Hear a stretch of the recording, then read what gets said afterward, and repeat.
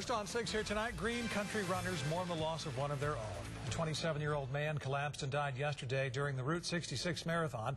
Several fellow runners have identified him as Marcus Takach.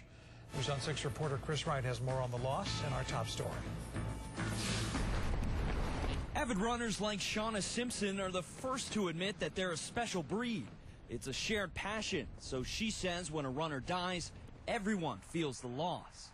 Many of our runners were affected. Many of the runners I train with were posting last night, I ran with this guy, I went to school with this guy, and we'll, band around each other. 27-year-old Marcus Takach collapsed and died in the 10th mile of Sunday's half marathon. Witnesses say a doctor and nurse, runners themselves, immediately performed CPR. He almost seemed responsive. We were all telling him, hang in there, come on, wake up, wake up. When first responders did arrive, they couldn't revive him. Runners say that these rare tragedies are often impossible to predict or prevent. The odds are 1 in 100,000 that you will pass away during a race.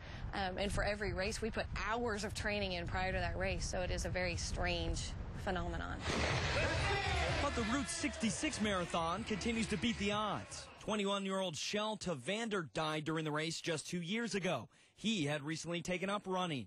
Fellow runners say Takach was not a novice.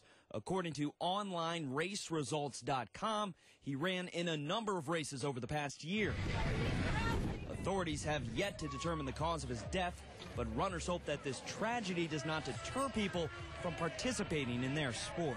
Running is so incredibly safe, and as runners we put hours and hours and hours of training in, and it seems like a sad coincidence when you have fatalities during races because it is so rare. According to his LinkedIn page, Takach had a bachelor's and MBA from TU and had worked as an accountant for the past 3 years. Chris Wright, News on 6.